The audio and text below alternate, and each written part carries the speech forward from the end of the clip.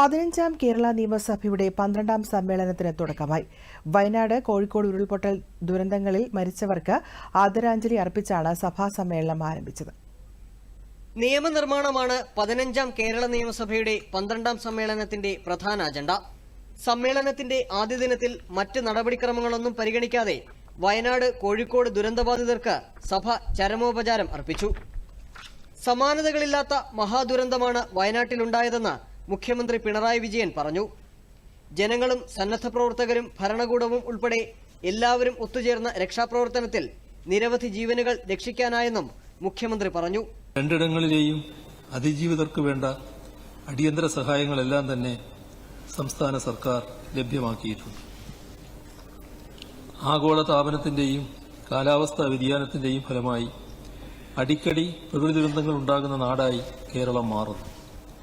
ഇനിയും ആവർത്തിക്കപ്പെടാൻ സാധ്യതയുള്ള ഇത്തരം ദുരന്തങ്ങളെ പ്രതിരോധിക്കാനും അവയുടെ ആഘാതം പരമാവധി ലഘൂകരിക്കാനും സംസ്ഥാന സർക്കാർ ഒരു ക്ലൈമറ്റ് ചേഞ്ച് അഡാപ്റ്റേഷൻ മിഷൻ രൂപീകരിച്ചിട്ടുണ്ട്.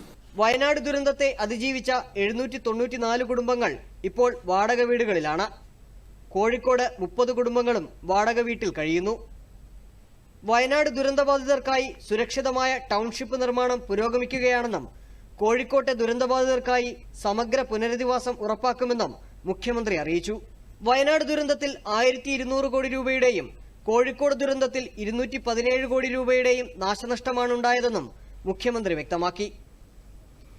വയനാട്, കോഴിക്കോട് ദുരന്തവുമായി ബന്ധപ്പെട്ട ദുരിതാശ്വാസ പ്രവർത്തനങ്ങൾ സമയബന്ധിതമായി പൂർത്തിയാക്കണമെന്ന് പ്രതിപക്ഷ നേതാവ് വി.ഡി. സതീശൻ അഭിപ്രായപ്പെട്ടു.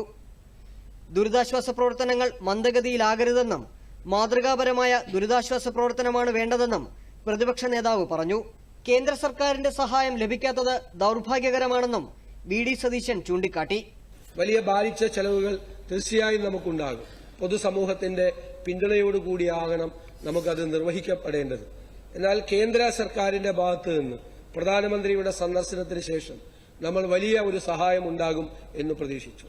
ദൌർഭാഗ്യകരമെന്ന് പറയട്ടെ, ഇതുവരെ ഒരു താൽക്കാലികമായ ഒരു അലോക്കേഷൻ പോലും, ഒരു സ്പെഷ്യൽ ഫിനാൻസ് പാക്കേജാണ് നമ്മൾ പ്രതീക്ഷിച്ചത്, താൽക്കാലികമായ ഒരു അലോക്കേഷൻ പോലും നമുക്കുണ്ടായില്ല എന്നുള്ളത് ദൌർഭാഗ്യകരമാണ് എന്ന് പറയാതെ പോകാൻ നമുക്ക് വയ്യ. കേരള ചരിത്രത്തിലെ ഏറ്റവും മാരകമായ പ്രകൃതി ദുരന്തമാണ് വയനാട്ടിലുണ്ടായതെന്ന് സ്പീക്കർ എൻ ഷംസീർ പറഞ്ഞു. കോഴിക്കോട് ജില്ലയിലെ വിലങ്ങാട്ടുണ്ടായ ദുരന്തത്തിലും ഏറെ നാശനഷ്ടമുണ്ടായി. കേരളത്തിന്റെ ചരിത്രത്തിലെ ഏറ്റവും മാരകമായ പ്രകൃതി ദുരന്തങ്ങളിൽ ഒന്നാണിത്. അതേ ദിവസം തന്നെ കോഴിക്കോട് ജില്ലയിലെ വിലങ്ങാട്ടും ഉരുൾപൊട്ടുകയുണ്ടായി. ഒരു ജീവൻ പൊലിയുകയും നിരവധി വീടുകൾ ഒലിച്ചുപോകുകയും അതിലേറെ വീടുകൾക്ക് കേടുപാടുകളും സംഭവിക്കുകയും. തോരാത്ത മഴയും അഭൂതപൂർവമായ മഴയുടെ അളവുമാണ് വയനാട്ടിലെ ഉരുൾപൊട്ടലിന് കാരണമായത്. കേരളത്തിലുണ്ടായ ഉണങ്ങാത്ത ഈ മുറിവ് നമ്മളെയെല്ലാം നീറ്റുന്നുണ്ടെന്നും സ്പീക്കർ പറഞ്ഞു. വയനാട്ടിലുണ്ടായ പ്രയാസകരമായ സാഹചര്യത്തെ എല്ലാവരും ഒറ്റക്കെട്ടായി നേരിടണമെന്ന് ടി സിദ്ദിഖ് MLA പറഞ്ഞു. ഇനിയൊരു ദുരന്തം സംസ്ഥാനത്ത് ഉണ്ടാകാത്ത രീതിയിൽ നമ്മുടെ നാടിനെ സംരക്ഷിക്കാൻ നടപടി സ്വീകരിക്കണമെന്നും ടി സിദ്ദിഖ് അഭിപ്രായപ്പെട്ടു. ചരമോപചാരം അർപ്പിച്ച ശേഷം സഭ ഇന്നത്തേക്ക് പിരിഞ്ഞു. തിങ്കളാഴ്ച സഭ വീണ്ടും ചേരും. ഈ മാസം 18 വരെയാകും സഭ സമ്മേളിക്കുക. News desk, Doordarshan.